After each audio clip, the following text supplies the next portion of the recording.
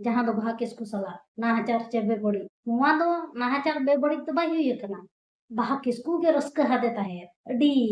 सौ का देता है बोलते आज के स्कूल যদি না করে হবে স্কুল করবো না কেন কাকির মতো ছাড়ছে না বলছিল বিকালে যেতে তবু আমরা দুপুরে চলে যাচ্ছি 10টার দিকে। हेलो गते को सनाम को सगुन जोहार अते को तीन दिन आपे चलकान आपे आसो कने मजार नपाय गे हेना पे आर इन हम मजार नपाय गे हेना तबना तबे तेलाबुन तेहिया नोआ वीडियो रे आबो बन गालमारा बाहा किस्कू बीरभूम जिला रेन बाहा किस्कू जहां दो नाहाचार कते बारपे टुकरे कते बोरा रे बुझाव कते केनेल रे को गिडी कते उनी बाहा किस्कू बखरा तेगे बन गालमारा आर उनी बाहा किस्कू दो रामपुर हाट बारोमसिया रामपुर हाट थाना बारोमसिया आतो रेन कनाय आर उनी लगित ते नितो पूरा आतो हड़ से दिसम हड़ उनी न्याय एमाय लगित ते पूरा रोड जाम रेल जाम होयुक कना आदो चे उनी बाहा किस्कुआ हाँ दोष से गलती में ना से उनी आई गो गोवा दोष गलती ते नुका होइना नुआ को घटना बखरा तेगे अब बन गालमारा आर सोशल मीडिया रे चे लेकान वीडियो को हजुक कना उनिया कॉल रिकॉर्ड वीडियो को हम बन आंजमा आर पार्वती मुर्मू जहां दो सोशल मीडिया रे पूरा एकदम दुलदुलो उतर का उन्हें बन बड़ाई कदे गया उन्हें दो अड्डी रोस्टिंग वीडियो को बना बड़ाया और उन्हीं गोगो हड़ से उन्हीं लेडीज चिक लिकाय मेन दा उन्हीं बखराते अब उनिया वीडियो क्लिप रे बन आंजम तेया और नोआ वीडियो रे अब कॉल रिकॉर्डिंग बन आंजमा आदो तेलाबुन पहिल पार्वती मुर्मू कथा को बन आंजम लेताय गे उन्हीं बाहा किस्कू बखराते ची एरोड़ कदा जहाँ दो बाहा किस्कू साला नाहाचार चे बेबड़ी नुआ दो नाहाचार बेबड़ी तो बाई हुई कना बाहा किस्कू के रस्का हा देता है अडी सौ का देता है उनी साला गिती दुड़ू तबे तो बिना रेबेन ते चिकाय सेना होनो बाई हो दाड़िया को आई सुरसर इना सुरसर गे बाई हरला दाड़िया दा हरला हम तो दाड़िया गया हुनो हो तो दाड़िया गया हुना हो दाड़िया चलो हो दाड़िया गया हरला दाड़िया गया मेनखान हल्ला हम बाई हल्ला ला हो बाई होला तीना चेक लेका देते ओका लेकाय दो लेते सारा दिन मोचारे लुगड़ी चे जहाना ये तबे तका दिया तबे गते को अब बन आंजम केदा बाहा किस्कू बखराते नुई पार्वती मुर्मू ची ए रोड केदा मेनते नुई दो मेनदा नाहाचार दो बांग होई कना बाहा किस्कू दो आया रजीते आया रेबेन तिगी उनी ठेने चलाव कना आर नुकिन दो अकिना तुलड़ संबंध से ची संबंध तहे कान तकिना ओना तेगी बाहा किस्कू दो उनी साथे चलावना इसलिए चलावना कुसी आज रजी मिनाया रेबेन मिनाया ओना तेगी चलावना आर बकाय दो बाय चलाव को आर जहां लका जदी इदी तेन कान तो हो दाड़े किया पूरे हो हला किया अड़िस किया एनते हो चिदाय चला दूसर कथा नोआ होयुक कना उनकिन रेन आई गोगो बाबा उनकिन हो बोले किन बड़ाई कान थेन गया मेन खाय बकिन मना लेदिया आदो बाहा किस्कू बखराते नोय नुका पार्वती मुर्मू दे मेने कना आदो पार्वती मुर्मू मिटन गोगो हड़ होई कते मिटन लेडीज हड़ होई कते नोय नुकाय मेन दाड़िया कना मिटन कुड़ी गिद्रा बखराते आदो बया को आपे गे लई तबन पे चेक सरीगे नुकान कथा कना जे बाहा किस्कू उनी आजरेन जहां स्कूल टीचर तहे कना उनी साव जहां रिश्ता तहे लेनते जहां दुलड़ संबंध तहे लेनते नुआ कमेंट बॉक्स रे आपे पे लई तबन मेनखान नुई पार्वती दो चिलकान गोगो हड़ कना अब सोशल मीडिया रे से उनिया वीडियो को बन ᱧᱮᱞ का गया अडी खचड़ी गया और नुई दो चिलकाय मेनदा ओना दो तिना सरी ते तिना एड़े ते नो बाबन बड़ाई दाड़िया कना और वीडियो करे दो सरी गे ᱧᱮᱞ का गया बन अब अडी गान सोशल मीडिया रे से यूट्यूब रे फेसबुक रे वीडियो बन ᱧᱮᱞᱮᱫ कान गया बाहा किस्कू बखराते जे गलती दो थोड़ा थोड़ा दो सनाम हड़ ठे गे मेना उनी उनकिन आज गो बाबा ठे हो मेना गया चिदा से जखन उनी लैया किन थेना चे इन दो महाशय हर वड़ दिन कना और इंगे मितई कना बापला मिया मान मिया चिका मिया आयमा किसी में मिताय कना एनते हो उनकिन बकिन मना मारन ले दिया उनी सला ᱧᱟᱯᱟᱢ आदो नोआ दो थोड़ा गान गलती उनकिन रहो मेना गया मेनखान गलती मतो सनाम ठे थोड़ा थोड़ा मेना गया मेनखान नितो नुन मरांग नाहाचार कते गoj गिडी कते को जीवी चलावेनते उनी दो नितो बाय रुगड़ो आदो एनते हो उनी जहां हड़ नोआ बड़ी ए कमी का उनी दो सजा ᱧᱟᱢ दरकार कानते नोआ लगी अबुरेन तीना यूट्यूबर को मेना कोआ से तीना समाज सुसरिया को मेना कोआ नुको ची को मेनदा से ची कथा को सला गोटायदा नोआ अबो बाबन बड़ाय दाड़े कना आर नित हरिते रोड जाम एमान तेया जाम को हुयुक कान गया मेनखाय तीना नोआ सरिया से एड़ेया नोआ दो बाबन बुझ दाड़ेया कना आदो नोआ जखन नाहाचार होई कना नाहाचार कते को गज गिडी कदिया गज गिडी कते हों बांग उनी को काटरा पुटरा किदिया तीना मारांग बेरहमी ते नुए कमी किदा नुई मनोज कुमार पाल नुई महाशय कनाय से चले कनाय आदो नुई छतिक जात कनाय दिकू कनाय और नुई नोय नुका अब आदिवासी संताल को सला बड़ी ए कमी किदा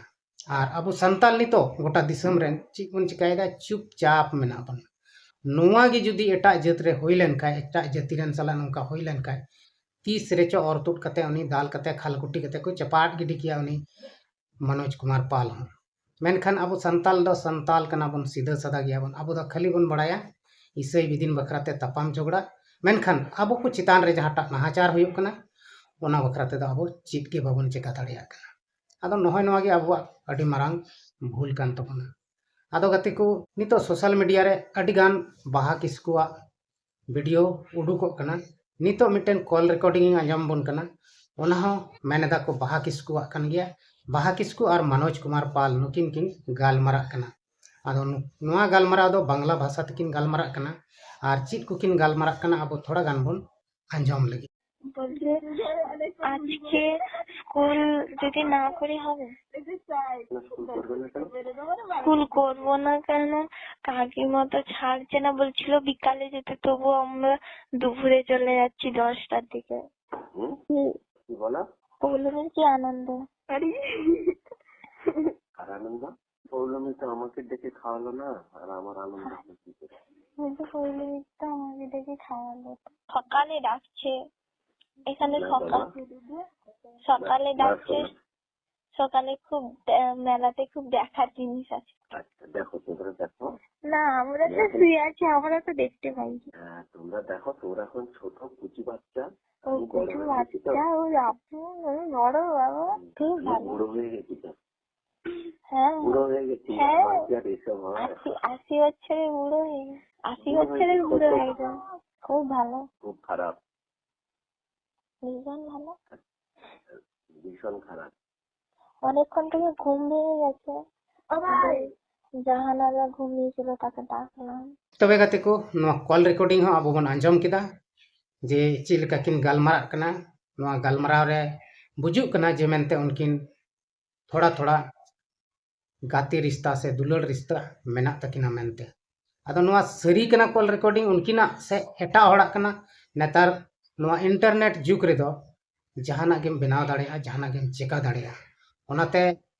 नोआ दो एंते फेक कना से चिक कना इन दो बन बड़ाय दाड़ेया मेनखान नोआ हो यूट्यूब रे को आड़ा अकादा ओंडा खय गे इन हो क्लिपिंग अगु कदा और इन नोडे आंजम चुए पिया और इन बड़ाय चुए पिया जे नितो अब संताल से आदिवासी को तलारे नाहाचार मतो हुयुक कान गे मेनखान अब विरुद्ध रे अबुरेन हड़ को हो अब अपनार दोष से बड़िया को सिंदरा बड़ायदा और ओना को सोशल मीडिया को सदरेत कना आदो नोआते चित नोआते पे बुझ दाड़े ताबन कना आपे ñeñaliya बुया मिश्रा को नोआते दा सीधा गे बुझ ñamok कना जे अब जुमित बनु बना अब तलारे जहान माने संबंध गे बनु लेका बुझे कना चेदा से आम अपनार रेन जाति धर्म वाला से अपनार रेन हड़ा गे जदि नोंका बड़िया जिनिस को सदर बड़ाया तबे दो अब दो ची न्याय बन एम दाड़ेया नुई बाहा किसकु तिस हो न्याय बाय नाम दाड़ेया चेदा से अब के सनम सबूत गवाह बन बनाव कते बन सदरे कना सोशल मीडिया रे उदुए कना बन ओनाते नुई दो बाबन एम चो दाड़ेया जहां तिना को जुलूसे कान को चक्का जामे कान को मेन खाय उल्टा सीधा उनी मनोज कुमार पाल से के को गणक कना आदो नोंका ते दो न्याय दो तिस हो बाय नाम दाड़ेया आदो अबो रेन हड़ गे किछु गान मेना कोआ नोय नोंका को कमिये तबना आदो तिना सरी कना बांग कना नोआ बाबन बुझ दाड़ेया आर हो नोंकाना वीडियो हजुक तेगी तहना चैनल रे बना हुआ तहन तबन पे और अब नेल तेगी बन तहना बड़ाई तेगी बन तहना जे मेनते बाहा किसकु बखराते चिक को हुयुक कना और चिक उनी न्याय नाम दाड़ेया से बाय नाम दाड़ेया आदो गति को जुदी अबुरेन हड़ गे नोंका को बड़िया को कमिया अबुरेन हड़ गे नोंका को कमिया तो न्याय दो तिसो बाबन दिलाव दाड़ेया बाहा किसकु दो और नितो अब नोआ भारत दिसम रे अडी अइमा जायगा रे अबुरेन कुड़ी गिद्रा को साथे नाहाचार हुयुक कना गज गपय हुयुक कना तो अब कोड़ा को सला हों अड़ी गान नाहाचार होयुग कना बेबड़ी होयुग कना मेनखान अब चीज हम बाबन चिका दाड़िया कना लेखा अबुन अड़ी मारंग मारंग हड़ से अबुरेन लटू लटू नेता को मेना को गया मंत्री को मेना को गया मेनखान अब अबुरेन अंतरी मंत्री जंत्री तंत्री चीज के बाको चिकायदा अब लगी सनाम थीर थाम गे को तहन कन जहां तिने हम उछल कूद जहां तिने हम धन पुचुड़